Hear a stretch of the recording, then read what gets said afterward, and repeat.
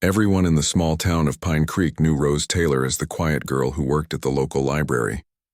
She was the one who would help you find a book with a smile so faint you might miss it, her eyes quickly darting away if you looked at her too long. What most people didn't know was that Rose had been carrying the weight of other people's laughter since she was a child. Growing up, Rose had struggled with a stutter that made classroom presentations feel like walking through fire. She could feel the words inside her head, clear and strong, but when she tried to push them out, they would tangle and trip over each other. By third grade, she had learned that staying quiet was safer than speaking up. By high school, she had mastered the art of becoming invisible. "Just breathe and take your time," her mother would tell her. "You have important things to say, honey." But Rose had seen the way people shifted in their seats, the way they glanced at watches or shared looks when she spoke. Even the kindest teachers would eventually finish her sentences for her, thinking they were helping. They weren't. Now at 24, Rose's stutter only appeared when she was nervous or tired. But the memory of those childhood moments had taught her to keep her dreams small and her voice smaller. The Pine Creek Library became her sanctuary. Between the tall shelves of books, Rose found stories of people who conquered worlds with their words. She memorized passages and whispered them to herself during quiet moments, feeling the rhythm of confident speech on her tongue. "You're good with the system," Mrs. Chen, the head librarian, told her after Rose's first month on the job. "The books seem to listen to you," Rose nodded and smiled. If only people were as easy to handle as books. Her apartment above the hardware store was small but cozy, with windows that caught the afternoon sun. It was there, alone with just her shadow for company, that Rose allowed herself to sing. She would stand by the window as the sky turned pink and let out the voice she kept hidden from the world. She sang to the potted plants on her windowsill. She sang to the framed photo of her parents who had moved to Arizona for her dad's health 3 years ago. She sang to herself songs from the radio, old folk tunes her grandmother had taught her, and sometimes songs that seemed to rise up from some hidden place inside her. "You should sing for real people sometime," her sister Lily told her during their weekly phone call. Lily was everything Rose wasn't. Loud, confident, the kind of person who entered rooms and made friends in minutes. "You've got a gift, Rosie, I've always told you that." "It's just something I do for fun," Rose replied, twisting the phone cord around her finger. Not everyone needs an audience, but something inside her whispered that maybe, just maybe, she did want someone to hear her. Not the hesitant library assistant, but the person she became when she sang. Someone unafraid. Someone with a story to tell. The notice for the annual Pine Creek Talent Show appeared on the library bulletin board on a Tuesday. Rose pinned it up herself, never imagining she would consider participating. The talent show was a big deal in their small town. Everyone attended, from the elementary school kids to the residents of Sunny Pines retirement home. Last year, the Baker twins had performed a juggling act that ended with 3 broken plates and a standing ovation.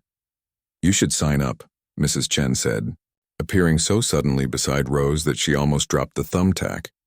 "I've heard you humming when you think no one's around." Rose felt her cheeks flush hot. "Oh, I didn't realize." Mrs. Chen patted her arm. "It's nice to have music in the library sometimes. Makes the books happy." She tapped the flyer with one finger. "Just think about it." That night, Rose couldn't sleep. She kept thinking about the talent show, imagining herself on the stage of the community center. In her mind, the scenario played out 2 ways. In one version, she opened her mouth and nothing came out, or worse, her old stutter returned, and the audience began to shift uncomfortably in their seats. In the other version, she sang so beautifully that people forgot she was Rose from the library, the girl who barely spoke above a whisper. The next morning, Lily called earlier than usual. "I've just had the best idea," she said without even saying hello first. "The talent show? You have to do it this year." Rose nearly choked on her tea. "How did you even know about that?" "Small town, remember? Danny from the coffee shop mentioned it on her Instagram." "So are you going to do it?" "I was thinking about it," Rose admitted, surprising herself with the truth. "But I don't think I'm ready for something like that." "Ready?" "Rosie, you've been ready since you were 10 years old, singing Somewhere Over the Rainbow in the shower so loudly that Dad thought we had the radio on." Rose smiled at the memory. "That was different. That was at home. Look, I get it. It's scary putting yourself out there. But sometimes you have to do the things that scare you, or you'll never know what could have been. After they hung up, Rose pulled out an old notebook from her bedside drawer. It was filled with lyrics and poem fragments she'd written over the years, little pieces of herself she'd never shared with anyone. She flipped through the pages, running her fingers over words written in different colored inks, from different chapters of her life.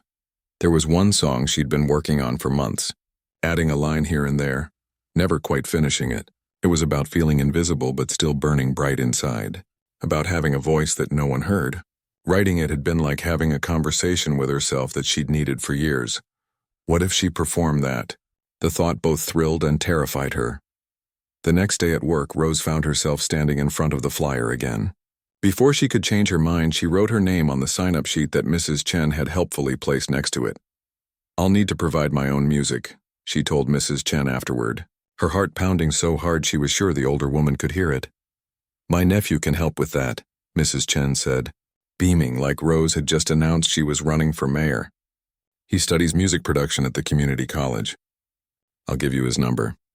Over the next few weeks, Rose spent every evening after work practicing. She set up a small recording area in her living room, using her phone to record herself so she could listen back. The first few recordings were painful to hear, her voice shaky, missing notes she knew she could hit when no one was listening. But slowly, something began to change. With each practice session, her voice grew steadier, stronger. The song evolved too, becoming more than just words on a page. It became a declaration. Mrs. Chen's nephew, Paul, turned out to be a quiet, thoughtful guy who took Rose's song and created a simple backing track that made her lyrics shine. When he played it for her the first time, Rose felt tears spring to her eyes. "This is exactly what I heard in my head," she told him. "How did you know?" Paul shrugged, looking pleased. "The music was already there in your words. I just helped bring it out." As the day of the talent show drew closer, Rose felt like she was living a double life.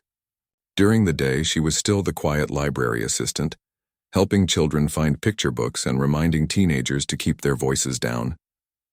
But in the evenings, she was becoming someone else, someone who had something to say and wasn't afraid to say it. 3 days before the show, Rose's parents called. "Lily told us about the talent show," her mom said, her voice crackling slightly over the distance. "We're so proud of you for signing up." "Don't be proud yet," Rose said. "I might still back out." "You won't," her dad said firmly. "You're braver than you think, Rosie girl." The morning of the talent show, Rose woke up feeling like she might be sick. Her hands shook as she made her coffee, spilling half of it on the counter. She tried to practice one more time, but her voice came out in a croak. "This was a mistake," she told her reflection in the bathroom mirror. "I can't do this." She picked up her phone to call and withdraw from the show, but instead found herself calling Lily. "I can't do it," she said as soon as Lily answered. "Yes, you can," Lily replied calmly. "You've been preparing for weeks. Your song is beautiful, and even if something goes wrong, the world won't end. But what if people laugh? What if I freeze up there? Then you'll have tried something brave, which is more than most people ever do. But that's not going to happen, Rosie. You're going to be amazing. And I'm going to be so annoyed that I'm missing it." After they hung up, Rose sat quietly on her bed, breathing deeply the way she had practiced. She thought about all the times she had stayed silent when she wanted to speak, all the moments she had made herself small to avoid attention. She was tired of being invisible. That evening, Rose walked to the community center in a dress she had borrowed from the library's small collection of professional clothes, meant for people going to job interviews. It was a simple blue dress, nothing fancy, but it made her feel a little braver. The community center was packed. It seemed like everyone in Pine Creek had turned out for the show. Rose slipped in through the side entrance where the participants were gathering, her RT hammering against her ribs. "Number 16, the organizer told her, handing her a small card with her number. "You'll go on after the children's choir." Rose nodded and found a quiet corner to wait in. She watched as other performers went on and off the stage. The local dance studio, a man who played the spoons, a group of teachers who performed a comedy skit. The audience clapped and cheered for everyone. Maybe they'll cheer for me too, Rose thought. Maybe this won't be so bad, and then it was almost her turn. The children's choir was wrapping up a sweet rendition of "What a Wonderful World," and people were applauding enthusiastically. Rose stood in the wings trying to remember how to breathe. And now, the host announced, we have Rose Taylor performing an original song, Invisible Fire. Rose walked onto the stage, the spotlight momentarily blinding her. She could feel hundreds of eyes on her, could hear the murmurs as people recognized her. Isn't that the quiet girl from the library? Someone whispered loudly enough for her to hear. Rose reached the microphone stand at center stage. She adjusted the microphone with shaking hands and looked out into the audience. For a moment, all she could see were faces blurred together, watching, waiting. And then the music started, the gentle piano intro that Paul had created for her. Rose closed her eyes, took a deep breath, and began to sing. The first notes of her song filled the community center, and for one perfect moment, Rose felt calm. This was just like singing in her apartment, she told herself. Just like all those evenings alone with her plants and her dreams. But then someone in the back of the room snickered. The sound cut through the music like a knife, and Rose faltered, missing her cue to start singing.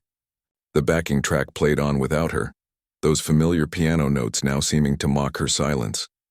She gripped the microphone stand, willing her voice to come. You, she began, her old stutter returning like an unwelcome guest. The laughter in the back grew louder, and soon others joined in. Not everyone, some people were shushing the laughers, and Mrs. Chen, sitting in the third row, was glaring at someone behind her, but enough that Rose could hear nothing else.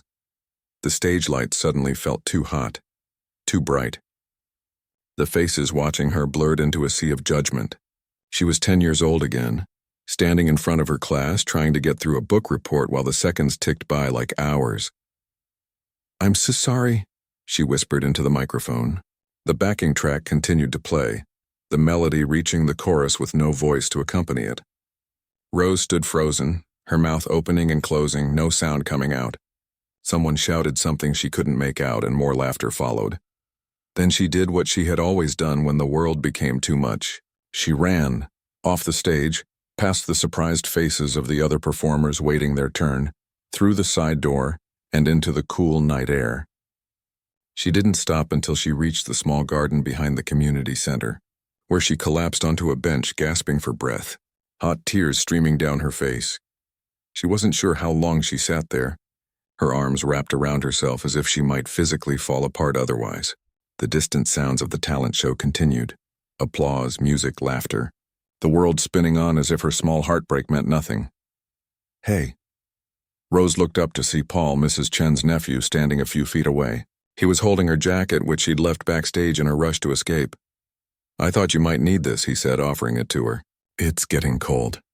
Rose took the jacket but couldn't bring herself to speak. The humiliation was still too raw, burning in her chest like a physical pain. Paul sat down on the opposite end of the bench, leaving plenty of space between them. For what it's worth, he said after a moment, those jerks who laugh don't know what they're talking about. Your song is beautiful. It doesn't matter how beautiful it is if no one ever hears it, Rose said, wiping at her tears with the back of her hand. I heard it. During our practice sessions, Rose shook her head. That's different. Why? Because you were being nice. Because it was just us. Because... She gestured helplessly toward the community center. Because in there, everyone was waiting for me to mess up. And I did. Paul was quiet for a moment. My mom, Aunt Lynn's sister, used to be a singer, he finally said. Not famous or anything, but she performed at local spots. Had a regular gig at a jazz club in the city. She told me once that every performer bombs sometimes. It's like a badge of honor or something. Did she ever bomb so badly she ran off stage crying? Rose asked bitterly. Paul smiled slightly. Actually, yeah. She walked off stage in the middle of a song once because some drunk guys were heckling her. She said she cried in the bathroom for an hour. What did she do after that? Rose found herself asking, despite her misery. She went back the next week, sang the same song, and when the same guys tried to start up again, the rest of the audience told them to shut up. He shrugged. She said it taught her that one bad night doesn't have to be the end of the story. Rose looked down at her hands. They had stopped shaking, she realized. I don't think I'm that brave. Maybe not yet, Paul said. But you were brave enough to sign up. That's something. They sat in silence for a while, listening to the muffled sounds of the talent show continuing without them. Rose thought about all the hours she'd spent practicing, all the times she'd imagined herself on that stage, showing everyone who she really was. And now all anyone would remember was her freezing up and running away. "I can't go back in there," she said eventually. "I know," Paul said. "Want me to walk you home?" Rose nodded, grateful for the offer. They walked through the quiet streets of Pine Creek, not talking much. Rose was wrapped in her thoughts, replaying the disaster over and over. By the time they reached her apartment, she had convinced herself that she would never sing in public again. "Thanks for walking me home," she said. Fumbling for her keys, no problem. Paul hesitated, then added, "Don't give up, okay? Not because of one bad night." Rose gave him a small, sad smile but made no promises. Inside her apartment, Rose curled up on her couch in the dark, too exhausted to even change out of her borrowed blue dress. Her phone buzzed with a text from Lily. "How did it go?" She turned the phone off without responding. The next morning, Rose woke up with swollen eyes and a headache that pounded behind her temples. For one blissful moment, she didn't remember why she felt so terrible. Then it all came rushing back.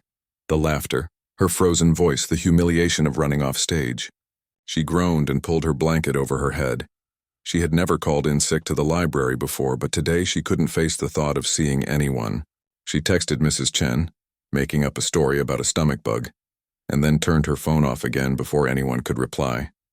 The day stretched out endlessly before her. She tried to read but couldn't focus on the words. She tried to watch TV, but every character who faced a challenge and overcame it made her feel worse about her own failure. By afternoon, she had resorted to lying on the floor, staring at the ceiling, and contemplating moving to a new town where no one knew her name. A knock at her door startled her out of her misery. For a moment, she considered not answering, but then worry that it might be her landlord checking on her made her drag herself to the door. It was Mrs. Chen, holding a paper bag that smelled like something delicious. "I brought soup," the librarian said, holding up the bag, "for your stomach bug." From the knowing look in Mrs. Chen's eyes, it was clear she didn't believe Rose was really sick.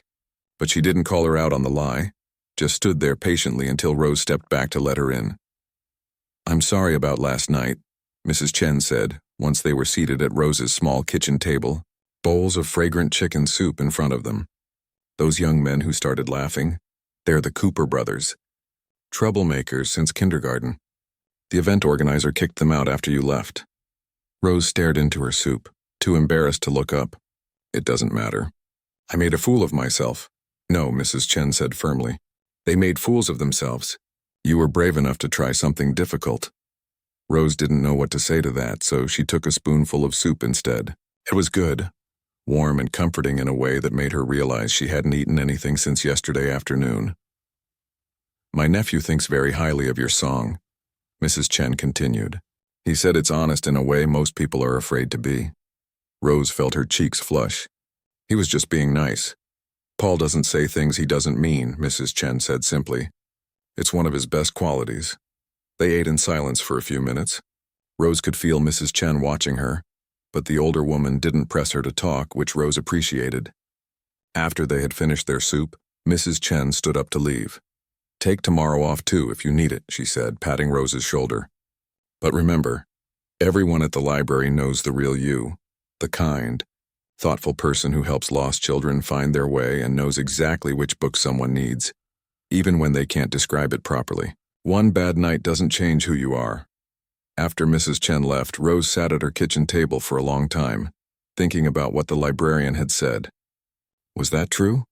Did the people at the library, her regular patrons, her co-workers, really see her that way? As kind and thoughtful and helpful rather than just quiet and forgettable? Later that evening, Rose finally turned her phone back on. There were 3 missed calls and 6 texts from Lily, growing increasingly concerned. There was also a text from a number she didn't recognize. "This is Paul. Mrs. Chen gave me your number. Just checking if you're okay." Rose sat on her bed, staring at the messages, unsure how to respond to either of them. How could she explain to Lily, who had never been afraid of anything in her life, what it felt like to have her worst fears come true? How could she tell Paul that despite his encouragement, she was ready to give up on singing forever? In the end, she sent Lily a brief text saying she was fine, just tired, and promising to call tomorrow. To Paul, after much deliberation, she simply wrote, "I'm okay. Thanks for checking." His response came quickly. "Good. I saved the recording we made of your song. It's still great no matter what happened last night. Rose put her phone down, oddly touched that he had thought to save their recording. She had been so focused on the disaster of the talent show that she'd forgotten about those afternoons in Paul's small home studio, when she had sung her heart out and felt for the first time like someone was really listening. The next day, Rose returned to the library, bracing herself for whispers and stares. But other than a few sympathetic smiles, no one mentioned the talent show. Life, it seemed, had moved on even if she wasn't ready to. A week passed, then two. The memory of the talent show began to fade a little, though Rose still woke up sometimes from dreams of standing on that stage, unable to make a sound. She threw herself into her work at the library, stayed late to organize the children's section, and volunteered to cover other people's shifts. She stopped singing, even in her apartment. The silence felt safer. And then one rainy Tuesday afternoon, something changed. Rose was shelving books in the poetry section when she overheard two teenage girls talking in the next aisle. "I can't do the class presentation," one of them was saying, her voice tight with anxiety. "Everyone will laugh at me." "No, they won't," her friend replied, but without much conviction. "You don't understand," the first girl said. "I can't even talk in front of 3 people without freaking out." "A whole class? I'll die." Rose stood very still, the book in her hand forgotten.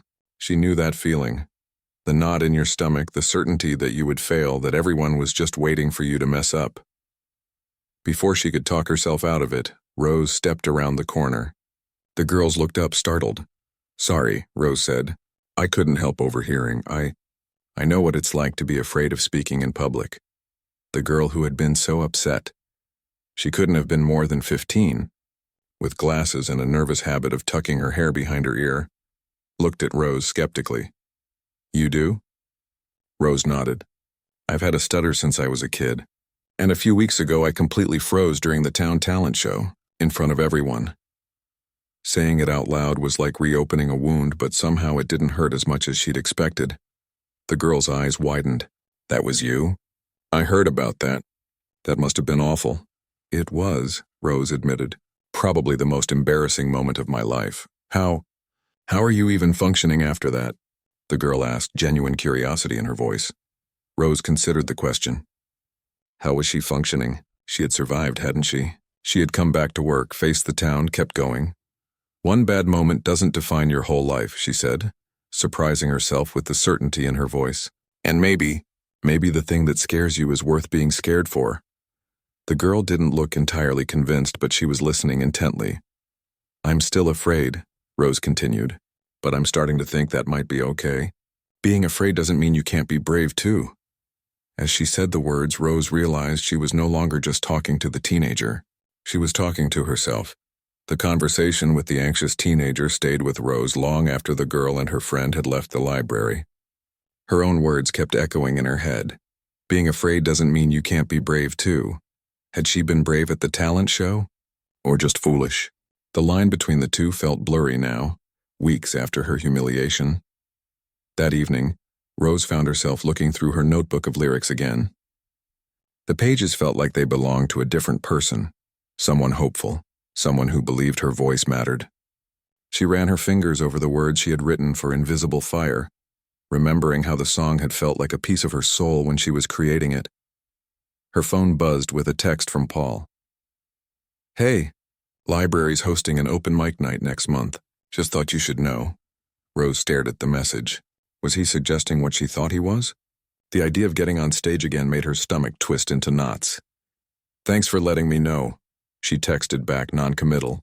"No pressure," came his reply. "Just an option." Rose put her phone down and went to stand by her window, looking out at the darkening sky. A few early stars were appearing, bright points against the deepening blue.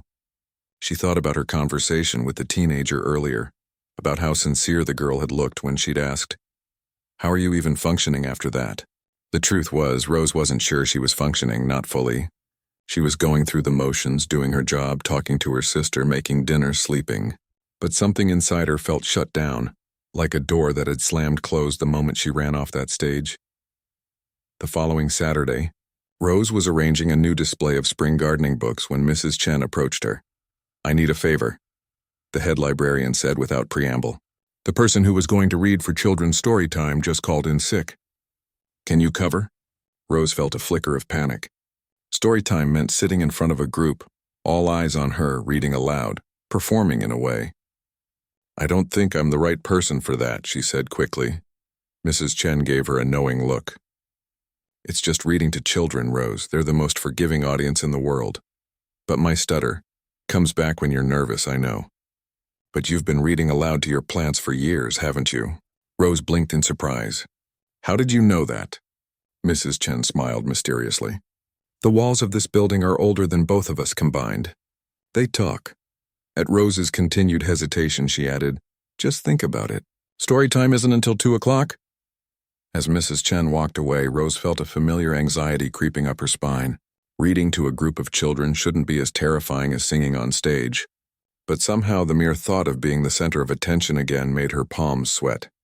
She spent the next few hours torn between wanting to help and wanting to hide. By 1:30, she still hadn't decided what to do. She was in the break room, making a cup of tea to calm her nerves, when the door opened and in walked Nancy from circulation, holding the hand of a little boy who couldn't have been more than 4. Rose, this is my grandson Tyler, Nancy said. His mom had to work today, so he's hanging out with Grandma. Tyler, can you say hi to Miss Rose? The little boy half hid behind Nancy's legs, peering up at Rose with solemn brown eyes. Hi, Tyler, Rose said softly, crouching down to his level. Do you like the library? Tyler nodded, still shy. Grandma says there's going to be stories, he whispered. That's right, Nancy said. We're looking forward to story time, aren't we, buddy? You love the very hungry caterpillar. Looking at Tyler's hopeful face, Rose felt something shift inside her. Here was a child who was counting on stories being read, who might be disappointed if story time was canceled. Before she could overthink it, she heard herself saying, I'm actually filling in for story time today. Would you like to help me pick out the books to read, Tyler? The little boy's face lit up and he nodded eagerly. Nancy gave Rose a grateful smile. That's so nice of you. I'll be at the desk if you need anything. And so Rose found herself in the children's section, letting a 4-year-old help her choose books for story time. Together they picked The Very Hungry Caterpillar, of course, Where the Wild Things Are, and a newer book about a penguin who was afraid of the water. By the time 2 o'clock rolled around, a small group of children and their parents or grandparents had gathered in the reading nook. Rose sat in the big armchair, Tyler proudly sitting on a cushion right at her feet, and opened the first book. In the light of the moon, a little egg lay on a leaf, she began, her voice quiet but steady. The children watched her with wide, attentive eyes as she read about the caterpillar's journey, showing them the pictures and letting them count the fruits along with her. To her surprise, Rose found herself enjoying it. The children laughed at all the right places and gasped in delight when the caterpillar transformed into a beautiful butterfly. When she finished the third book, the children clapped and Tyler looked up at her with a big smile. That was good, he declared. Can we have more stories next week? I think Mrs. Wilson will be back next week, Rose told him, touched by his enthusiasm. But I want you to read, Tyler insisted. You do good voices. Rose felt a warmth spreading through her chest. She had done the voices without even thinking about it, had gotten so caught up in the stories that she'd forgotten to be nervous. Not once had her stutter appeared. As the children and their adults dispersed, Mrs. Chen appeared beside Rose. Well done, she said simply. It wasn't so bad, Rose admitted. They're a pretty easy audience. Most audiences are if you give them the chance to be, Mrs. Chen replied. Then with a twinkle in her eye, she added, and if no Cooper brothers are present. Rose actually laughed at that. It felt good, like stretching a muscle that had been tensed for too long. Over the next few days, Rose found herself thinking about story time more and more. She'd been afraid, yes, but she'd done it anyway, and it had turned out fine. More than fine, it had been fun. The children hadn't cared that she was the quiet library assistant who had bombed at the talent show. They had just wanted someone to take them on an adventure through a good book. The following week, when Mrs. Wilson returned, Rose found herself volunteering to do an extra story time session for the local daycare group that was visiting. This time she was less nervous, and when the children clapped and cheered at the end, she felt a small spark of the joy she used to get from singing. You're good with them, Mrs. Wilson told her afterward. They really respond to you. I like seeing their faces when they get caught up in the story. Rose said. It's like they forget everything else. That's the magic of performance, Mrs. Wilson said. When it's good, everyone, the audience and the performer, they all get transported somewhere else together. Performance. The word still made Rose flinch a little, but not as much as it would have a few weeks ago. That night, for the first time since the talent show, Rose found herself humming as she cooked dinner. It was nothing intentional, just a tune that had been playing on the radio at the library, but it felt like a small door opening somewhere inside her. The next morning, she received an email that made her heart skip a beat. The subject line read, Pine Creek Community Blog Interview Request. The email was from someone named David Lee, who identified himself as a writer for the local community blog. I'm doing a series on everyday courage, he wrote. Mrs. Chen suggested I speak with you about your experience at the talent show and how you've been moving forward since then. Would you be willing to share your story? Rose's first instinct was to delete the email immediately. Talk about the talent show publicly. The very thought made her want to crawl under her bed and never come out. But then she thought about Tyler and the teenage girl who was afraid to give her class presentation, and all the other people who might be letting fear keep them small. Maybe her humiliation could mean something if it helped someone else.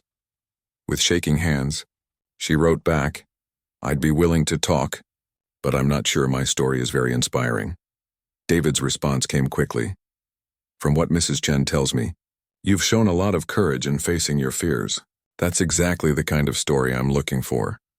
They arranged to meet at the coffee shop across from the library during Rose's lunch break the next day.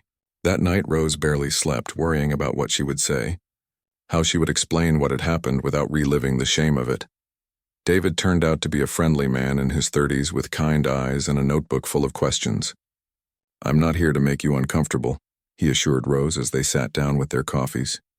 I just want to understand your journey. I'm not sure I'd call it a journey, Rose said. More like a public disaster followed by a lot of hiding. David smiled. But you're not hiding anymore, are you? You're here talking to me. Rose hadn't thought of it that way. I guess not. So what changed? What made you decide to start putting yourself out there again? Rose thought about it, stirring her coffee slowly. There was this moment at the library with a teenager who was afraid to speak in front of her class. And I found myself telling her that being afraid doesn't mean you can't be brave too. And I realized I needed to hear those words as much as she did. David nodded, jotting something in his notebook. And how has that realization changed things for you? I started small, Rose explained. Reading to kids at story time. It was terrifying at first, but they were so open, so eager to listen. They didn't care if I stumbled over a word or two.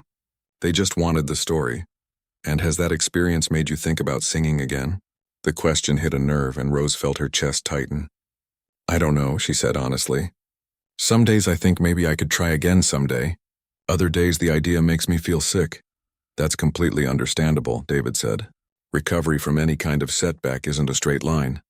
Exactly, Rose said, surprised and relieved by his understanding. Some days are better than others. What would you say to someone else who's experienced a similar public failure? Someone who's afraid to try again? Rose took a sip of her coffee, considering the question carefully. I'd say, the failure feels like the end of the world when it happens, but it's not. Life goes on and eventually the memory stops feeling so raw. And maybe, if you're lucky, you find something valuable in the experience, some lesson or strength you didn't have before. As she spoke the words, Rose realized she was no longer just answering David's question. She was articulating something she had been slowly, painfully learning over the past weeks. That surviving humiliation had made her stronger in some unexpected ways. After the interview, Rose walked back to the library feeling strangely lighter, as if talking about her experience had lifted some of the weight she'd been carrying. She checked her phone and found a text from Paul. How's it going? Still thinking about the open mic night? Rose hesitated, then typed, maybe, still scary but considering it. His reply came quickly. Courage isn't the absence of fear. It's being afraid and doing it anyway. Rose smiled at the screen. You sound like a motivational poster. Guilty, Paul texted back with a laughing emoji. But it's still true. That evening, for the first time since the talent show, Rose opened the audio files on her phone where she had saved the recording sessions with Paul. Her finger hovered over invisible fire for a long moment. Before she pressed play, her own voice filled her small apartment, clear and strong, singing the words she had written about feeling invisible but still burning bright inside. It was good, she realized with surprise. Not perfect, but good. Real. Halfway through the song, Rose found herself singing along softly, harmonizing with her recorded voice. And for the first time in a long while, the music didn't feel like a reminder of her failure. It felt like a possibility. The community blog post came out the following week. Rose nearly didn't read it, afraid of how she might be portrayed, but curiosity won out in the end. David had titled it, "Rising from the Ashes, Finding Courage After Failure," and had quoted her words about being both afraid and brave at the same time. To her surprise, the comment section filled with supportive messages. "This really spoke to me," one person wrote. "I've been afraid to try again after failing my nursing exam, but this gives me hope." Another commenter shared, "I was at that talent show and felt so bad about what happened. It's inspiring to see someone turn a painful moment into something positive." Rose read each comment with growing wonder. People had connected with her story, her failure, her fear, her small steps toward bravery. These things resonated with others in ways she never expected. The day after the article was published, a woman approached Rose at the library. She looked to be in her 50s with gray-streaked hair and a warm smile. "Excuse me," she said. "Are you Rose? The one from the article?" Rose nodded, feeling suddenly self-conscious. "I just wanted to tell you how much your story meant to me," the woman said. "I've spent my whole life being afraid to try new things because I might fail. Reading about your experience made me finally sign up for those painting classes I've been putting off for years." "That's wonderful," Rose said, genuinely touched. "I hope you enjoy them." "I probably won't be very good," the woman said with a laugh. "But that's okay. It's not about being good, is it? It's about trying." As the woman walked away, Rose felt a strange new feeling bubbling up inside her, a sense of purpose perhaps.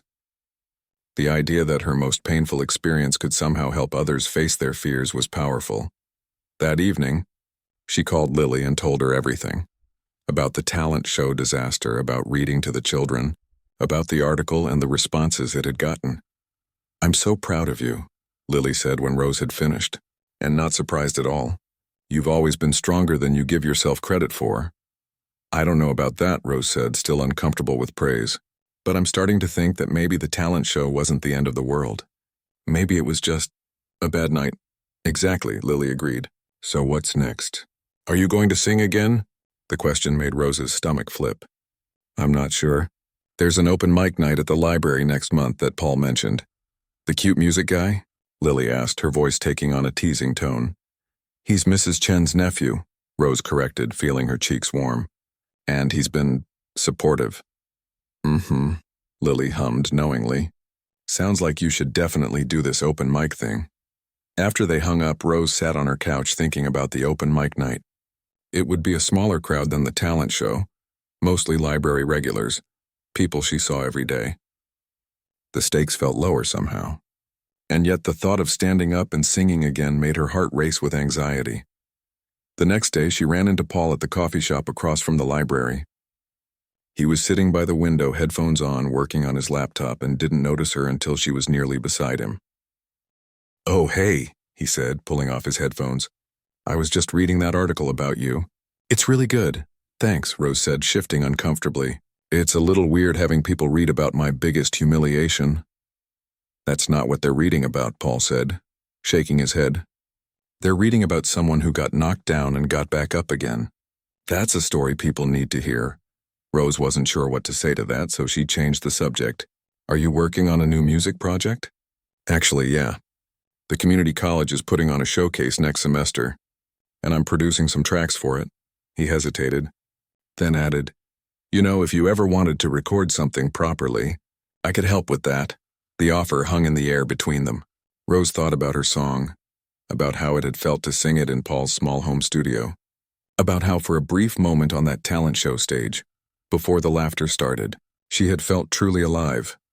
"I'll think about it," she said finally. Paul smiled. No pressure, just an open invitation. Over the next few days, Rose found herself humming more often, sometimes even singing quietly to herself when she was alone in the stacks at the library. The music was coming back like water finding its way around a dam.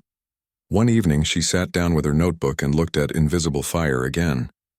The lyrics were good, but they felt like they were missing something now. Some new understanding she had gained through her humiliation and slow recovery. She turned to a fresh page and began to write. Words flowed from her pen, forming verses about falling down and getting up, about the strength that comes after breaking, about finding your voice even when the world tries to silence it. By the time she was done, she had written a new song. She called it Unbroken. The next time she saw Paul, she asked him, "Do you still have that recording set up at your place?" His face lit up. "Of course." "Want to record something?" "Maybe," Rose said. "I wrote a new song." 2 days later, she found herself in Paul's converted garage studio again. It was both familiar and strange to be back there. Last time, she had been full of nervous excitement about the talent show. This time, she knew what failure felt like, and that knowledge sat heavy in her chest. "We don't have to do this if you're not ready," Paul said, sensing her hesitation. Rose took a deep breath. "No, I want to. It's just different now." Paul nodded, understanding. Different can be good. Sometimes the best music comes after the hardest times. They spent the afternoon working on Unbroken. Rose's voice was shakier than it had been before, but there was a new depth to it, an emotional resonance that hadn't been there previously. Paul added a simple piano accompaniment that complemented the rawness of the lyrics. When they played back the finished recording, Rose was surprised by what she heard. The song wasn't perfect, her voice cracked in places, and she could hear the nervous tension in some of the notes. But it was honest in a way that Invisible Fire had never been. "This is really good, Rose," Paul said quietly when the song ended. "Really, really good." "Thanks," she said, and for once she didn't deflect the compliment. As the library's open mic night approached, Rose went back and forth about whether to participate. Some days she felt almost ready. Other days the memory of the laughter at the talent show would come rushing back, and she'd be certain she could never perform again. A week before the event, Mrs. Chen stopped by Rose's desk. "The sign-up sheet for the open mic is filling up," she said casually. "Just thought you might want to know." Rose looked up from the book she was cataloging. "Are a lot of people planning to attend?" "A good crowd, but nothing overwhelming. Mostly regulars." Mrs. Chen paused. "They're good people, Rose. The kind who come to a library on a Friday night to hear their neighbors share their talents." "I'll think about it," Rose said. The same answer she'd been giving for weeks now. Mrs. Chen nodded and moved on, but her words stayed with Rose. Good people, neighbors. Maybe that was the difference. Performing not for strangers who might judge her, but for a community that already knew her, flaws and all. That night, Rose listened to both of her recorded songs back to back. Invisible Fire, with its hopeful determination, and Unbroken, with its hard-won wisdom. Together, they told the story of who she had been and who she was becoming. The thought of sharing that journey with others was still scary, but also increasingly appealing. The next morning, before she could talk herself out of it, Rose wrote her name on the open mic sign-up sheet. Just seeing her name there, fifth on the list, made her stomach clench with anxiety. But alongside the fear was something else, a quiet excitement, a spark of the joy she used to feel at the thought of singing. Paul texted her later that day. "Saw your name on the sign-up sheet. Proud of you." "I'm terrified," she texted back honestly. "That's normal," he replied. "Want to practice beforehand?" They arranged to meet at his studio the following evening. Rose spent the intervening day alternating between focusing intensely on her library tasks and having moments of pure panic about what she had committed to do. "I can still back out," she kept telling herself. But a small growing part of her didn't want to. When she arrived at Paul's place, he had set up a microphone in the middle of the room. "I thought we'd make it feel a bit like the real thing," he explained. "If you can sing here with me watching, the library will be a piece of cake." Rose doubted that very much, but she appreciated the thought. They started with vocal warm-ups, simple scales that helped ease some of the tension from her shoulders and throat. Then Paul played the introduction to Unbroken on his keyboard. Rose opened her mouth to sing, and for a heart-stopping moment, no sound came out. Panic flashed through her. Was it happening again? But then she took a deep breath, closed her eyes, and tried once more. This time her voice emerged, a little shaky but present. She made it through the first verse before stumbling over a line. "Sorry," she said, stopping abruptly. "No need to apologize," Paul said. "Let's try again. And remember, it doesn't have to be perfect. It just has to be real." They practiced for over an hour, running through both songs multiple times. By the end, Rose felt tired but oddly calm. She wasn't sure if she was ready, but she was closer than she had been. "You're going to be great," Paul told her as she was leaving, "and no matter what happens, I'll be there cheering you on." The night before the open mic, Rose barely slept. She kept imagining all the things that could go wrong, forgetting the lyrics, her voice giving out, the audience talking through her performance, or worst of all, laughing again. But alongside these fears, another image kept appearing. The faces of the children during story time, rapt with attention, the woman who had been inspired to take painting classes, the comments on the blog post from people who had found courage in her story.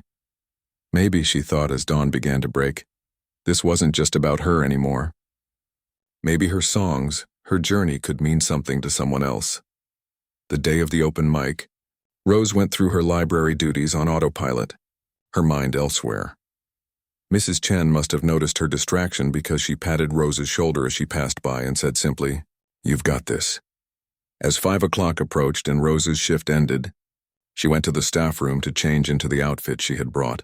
Not the borrowed blue dress from the talent show, but a simple black top and jeans that made her feel like herself.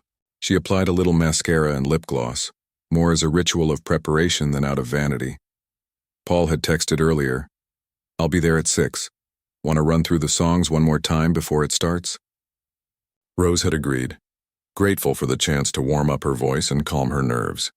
As she gathered her things to head to the community room where the open mic would be held, Rose caught sight of her reflection in the small mirror above the staff room sink. The woman looking back at her wasn't the same one who had fled the stage in tears all those weeks ago. There was a steadiness in her eyes now, a quiet determination. "Being afraid doesn't mean you can't be brave too," she whispered to herself, and headed out to face whatever the evening might bring. The community room of the Pine Creek Library had been transformed for the open mic night. The usual fluorescent lights were dimmed, replaced by softer lamps borrowed from various departments. Someone had hung string lights along the makeshift stage area, really just a cleared space at the front of the room with a microphone stand and a small speaker system. Rows of chairs faced the stage, already beginning to fill with people as Rose arrived. Her heart jumped to her throat when she saw the crowd. There were more people than she had expected, at least 40, maybe 50. Library regulars, yes, but also faces she didn't recognize. Had word gotten out somehow? She spotted the teenage girl she had spoken to about presentation anxiety, sitting with who must have been her mother. Little Tyler was there too, bouncing excitedly on Nancy's lap. Rose slipped through a side door that led to a small storage room being used as a preparation area for performers. Paul was already there, setting up his keyboard. "Hey," he said, looking up with a smile that eased some of her anxiety. "Ready for our final practice?" Rose nodded, not trusting her voice yet. They ran through both songs one more time. First Invisible Fire, then Unbroken. Her voice was tight with nerves, but she made it through without any major mistakes. "That was good," Paul assured her. "Just remember to breathe." "What if I freeze again?" Rose asked, voicing the fear that had been haunting her for days. "What if I can't make a sound?" Paul considered this seriously. "Then we'll figure it out together. Maybe I'll start playing louder to give you time to recover, or maybe we'll just sit there in silence for a bit until you're ready. Whatever happens, you're not alone up there this time." The simple promise, "you're not alone," steadied her more than any reassurance about her singing could have. Mrs. Chen poked her head into the room. "We're about to start. You two are 5th in the lineup after the poetry reading." Rose felt a mix of relief and new anxiety. 5th meant she didn't have to go first, but it also meant sitting through 4 other performances, watching the audience, imagining herself in that vulnerable position. They took seats near the back of the room as the first performer, an older man with a guitar, took the stage. He played a folk song about the changing seasons, his voice gravelly but warm. The audience applauded enthusiastically when he finished. Next was a group of teenage girls who performed a dance routine to a popular song.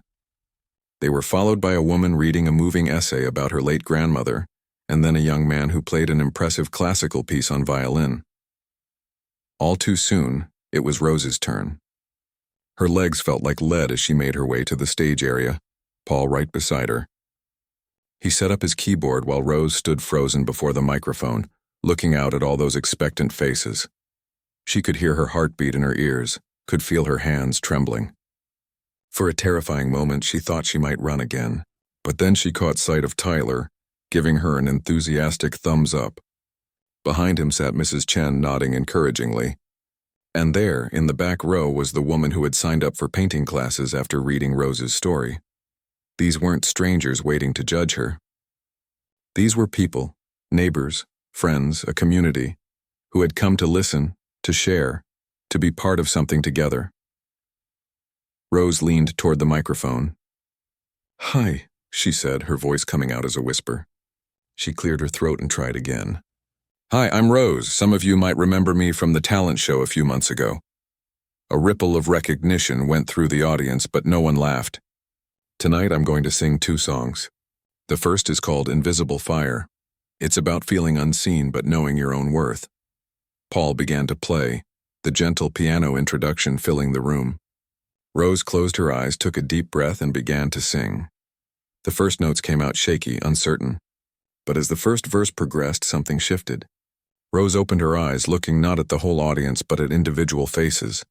Mrs. Chen smiling proudly, the teenage girl listening intently, Tyler watching with wide-eyed wonder. She sang to them, for them, and her voice grew stronger with each word. By the time she reached the chorus, Rose felt that familiar magic, the way music could transport her to a place where fear couldn't follow. Her voice soared on the high notes, rich and full of emotion. This was the performance she had dreamed of giving at the talent show, the one that had been stolen from her by laughter and her own terror. When the song ended, there was a beat of silence, and then the room erupted in applause. Rose felt tears prick at her eyes, but they were tears of relief, of joy, not shame. "Thank you," she said into the microphone as the clapping subsided. "This next song is newer. I wrote it after the talent show, after everything that happened. It's called Unbroken." The intro to this song was more subdued, a simple chord progression that Paul played with quiet intensity. Rose took another deep breath and began to sing about falling down and getting back up, about finding strength in vulnerability, about voices that refused to be silenced. As she sang, Rose could see that her words were landing. Several people wiped at their eyes. The teenage girl was nodding, as if each line spoke directly to her. Even little Tyler sat perfectly still, caught up in the emotion of the moment. The final verse of Unbroken was the most personal, the most raw. Rose sang about the night of the talent show, about running away in tears, about the long journey back to this moment. Her voice cracked slightly on the last line. "I am unbroken, still standing, still singing my song." But the imperfection only made it more powerful. The applause this time was thunderous, people rising to their feet. Rose stood there overwhelmed by the response, by the realization that she had done it. She had faced her worst fear and come out the other side. As the clapping continued, she felt Paul's hand on her shoulder, a gentle squeeze of congratulations. "Told you," he whispered just loud enough for her to hear. "You're amazing." After the performance, people lined up to speak with her. The teenage girl came first, her eyes shining. "That was incredible," she said. "I gave my presentation in class yesterday, and I thought about what you said about being afraid and brave at the same time. I was super nervous, but I did it anyway. I'm so proud of you," Rose told her, meaning it deeply. Next came the woman who had signed up for painting classes. "Your new song, it's exactly what I needed to hear. Thank you for being brave enough to share it." Person after person offered kind words, shared their own stories of failure and resilience, thanked her for putting into music what they had felt but couldn't express. Rose listened to each one, amazed that her most painful experience could resonate with so many others. Tyler pushed his way to the front of the line, Nancy trailing behind him. "I liked your songs," he declared. "They were even better than The Very Hungry Caterpillar." Rose laughed, deeply touched by what she knew was the highest praise from a 4-year-old. "Thank you, Tyler. That means a lot to me." As the crowd began to disperse, David from the community blog approached her. "I hope you don't mind, but I recorded your performance for a follow-up article. With Mrs. Chen's permission, of course. Would that be okay?" Rose hesitated only briefly. "Yes, that would be fine." "Your story keeps getting better," David said with a smile. "From failure to redemption, people love that journey." "It's not quite that simple," Rose said. "The failure is still part of me. I'm still scared sometimes, but I'm learning that the fear doesn't have to win." After almost everyone had left, Rose and Paul sat on the edge of the makeshift stage, the string lights still twinkling above them. "How do you feel?" Paul asked. Rose considered the question. "Tired," she said with a small laugh. "But good. Really good." She looked at him, at this person who had believed in her music even when she couldn't. "Thank you for not letting me give up." "You didn't give up," Paul corrected her. "You just needed a little time to find your way back." They sat in comfortable silence for a moment, the events of the evening settling around them like dust after a storm. "What now?" Paul finally asked. "Any big plans for your musical career?" Rose smiled. "I think I'll start small. Maybe record a few more songs. Maybe do another open mic night sometime." She thought about it a little more. "I'd like to work with those teenagers from the dance group. They mentioned wanting original music for their next routine." "That sounds great," Paul said. "They'd be lucky to have you." As they gathered their things to leave, Mrs. Chen approached. "The library board was very impressed," she said. "They've asked if you'd be willing to organize a monthly open mic series. They think it could be good for community engagement." Rose blinked in surprise. "Me? Organize it? Who better?" Mrs. Chen asked. "You understand what it means to be nervous, to need encouragement.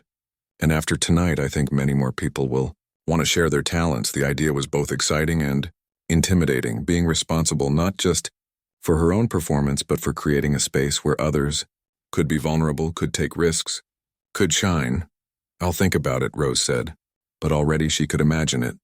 A monthly gathering where people sang or read poetry or told stories, where the focus wasn't on being perfect but on being authentic. Later that night, back in her apartment, Rose stood by her window looking out at the stars. She felt different somehow, as if the person who had run off the stage in tears and the person who had received a standing ovation tonight were both her and yet not quite the same. The journey from one to the other hadn't been easy or straight. There had been days when she thought she would never sing again, when the humiliation had felt too big to overcome. But step by step, with the help of people who believed in her, she had found her way back to her voice. More than that, she had found a new purpose. Her songs, her story had touched others, had maybe even helped them face their own fears. The thought filled her with a quiet joy, a sense of belonging that she had never quite felt before. Rose opened her notebook to a fresh page and began to write. Not lyrics this time, but a plan for the open mic series. Ideas for themes, for ways to make performers feel supported, for turning the library into a place where vulnerability was welcomed, where authenticity was celebrated. At the top of the page, she wrote a title, Unbroken, a Space for Brave Voices. It felt right, a perfect description of what she hoped to create, and of what she had become. As she wrote, Rose hummed softly to herself, a melody she hadn't heard before, something new taking shape inside her. There would be more songs, she knew, more performances, maybe even more failures along the way. But now she understood that the falling down wasn't the end of the story. It was just the beginning.